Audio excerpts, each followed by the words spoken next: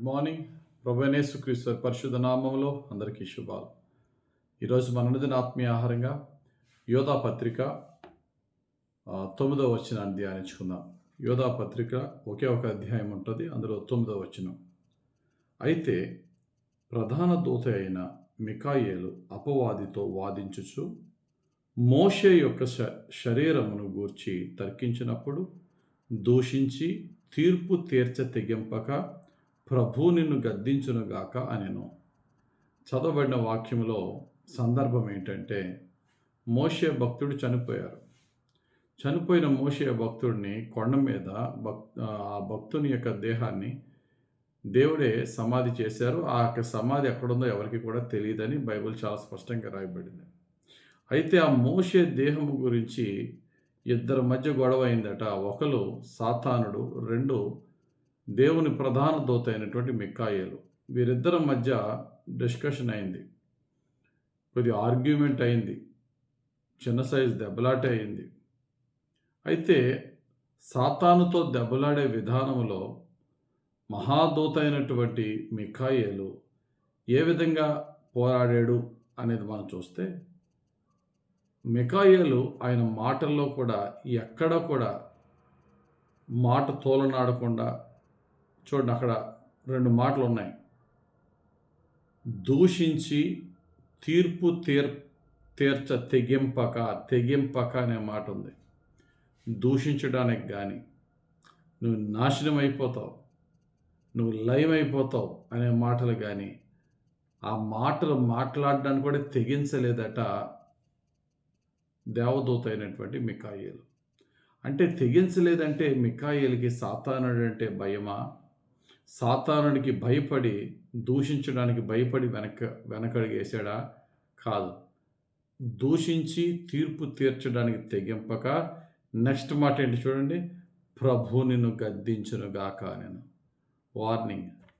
Warning in the name of the lord. ఈరోజు ఈ మాటలు ధ్యానిస్తున్న మనం అందరం కూడా తెలుసుకోవాల్సిన సత్యం ఏంటంటే, మనం ఎవరితో దెబ్బలాడినా, సాతాన దురాత్మల సమూహమా, మన శత్రువుల ఎవరితో పోరాడినా ఈ విధమైనటువంటి పోరాటం మనం నేర్చుకోవాలి. ఒకటి, వారి దోషణకి ప్రతిదోషణ చేయకూడదు. రెండు, నీవు ఇదైపోలుగాక నీ పని అయిపోదని తీర్పు తీర్చకూడదు. మూడు, వారికి భయపడవలసిన పని లేదు, కానీ పోరాడాలి. కానీ ఆ పోరాటము ప్రభు అయిన యేసుక్రీస్తు నామములో పోరాడాలి. ఇక్కడ సాతానుణ్ణి దేవుని యొక్క దూత మికాయేలు, ప్రభువే నిన్ను గద్దించును, దేవుడే నిన్ను చూసుకుంటాడు. ఈ విధమైనటువంటి పోరాటం మనం పోరాడుతున్నామా? నోటుకొచ్చినట్టు బూతులు మాట్లాడుతున్నామా? నోటుకొచ్చినట్టు శాపనాలు పెడుతున్నామా? నోటుకొచ్చినట్టు మన యొక్క బలాన్ని ప్రదర్శించే మాటలు మాట్లాడుతున్నామా? ఒకవేళ అదే విధమైనటువంటి పోరాటం కనుక మనం చేస్తే, ఈరోజు ఈ వాక్యం ద్వారా ప్రభు మనలను మార్చుకోమని ప్రభు చెప్తున్నాడు. దేవుని అడుగుదాం, ప్రభువా, నేను నా మాటల్ని కంట్రోల్లో ఉంచుకొని ఏ మాటలు మాట్లాడినా నీ నామములో మాట్లాడుటకును, ఏ మాత్రము కూడా వారి దోషణకి ప్రతిదోషణ చేయకుండా, వారి శాపాలకి నేను తిరిగి శపించకుండా, నీ నామమునకే మహిమార్థమైనటువంటి పోరాటం పోరాడులాగున నువ్వే గద్దిస్తావని నేను ఊరుకోగలిగే శక్తి నాకు ఇవి ప్రభు దేవుడిని అడుగుదాం. ఒక ఉదాహరణ చెప్తాను. దావీదుకి రాజు అయిన సౌలుకి గొడవ అయినప్పుడు, సౌలు దావీదుని చంపుతున్నప్పుడు దావీదు పారిపోయాడు. అడవికెళ్ళి చంపడానికి వెళ్ళినప్పుడు దావీదు సౌలుకి దొరకలేదు, కానీ నిద్రపోతున్న సౌలే దావీదుకి దొరికాడు. ప్రక్కనున్న ఆయుధాలు మోసేవాడు అన్నాడు, అయ్యా, ఒక్క దెబ్బతో చంపేయి, ఇంక యుద్ధం ఆగిపోద్ది, నువ్వే రాజు అవుతావు, నీకేమైనా ఇబ్బంది అయితే చెప్పు, నేనే చంపేస్తానంటే దావీదు అన్నాడు, నేను అలా చేయను అన్నాడు. చూద్దాం ఆ కాంటెక్స్ట్ ఒకసారి చూద్దాం. 1 సమూయేలు గ్రంథం 26వ అధ్యాయం 10-11 వచనాల్లో, యెహోవా జీవము తోడు, యెహోవాయే అతనిని మొత్తును, అతడు అపాయము వలన చచ్చును, లేదా యుద్ధమునకు పోయి నశించును, యెహోవా చేత అభిషేకం నొందిన వానిని నేను చంపను. చూడండి ఎంత చక్కటి మాటలు. అలాగున నేను చేయకుండా యెహోవా నన్ను ఆపునుగాక. అలాగు నన్ను చేయకుండా దేవుడే నన్ను ఆపునుగాక అనే మాట కూడా ఇక్కడ ఉపయోగించాడు. ఎందుకంటే ఒకసారి ఏం చేయాలో మనకు తెలుసు, అలా చేద్దామని అనుకుంటాం, అక్కడికి వెళ్ళిన తర్వాత అలా చేయలేము. ఎందుకంటే ఎదుటివాడు అన్న మాటలకి మనం అనుకున్న ఓర్పు, సహనం, సాత్వికం అంతా కూడా సడన్గా విడిచిపెట్టేసి మనకి కూడా విపరీతమైన కోపం వచ్చి షార్ట్ టెంపర్డ్నెస్తో వెంటనే రియాక్ట్ అవుతాం. ఇక్కడ భక్తుడైన దావీదు ఏమన్నాడు? ఆయన నన్ను చంపడానికి వచ్చినా నేను ఆయన చంపను, ఆయన నాకు దొరికినా నేను ఆయన్ని చంపను.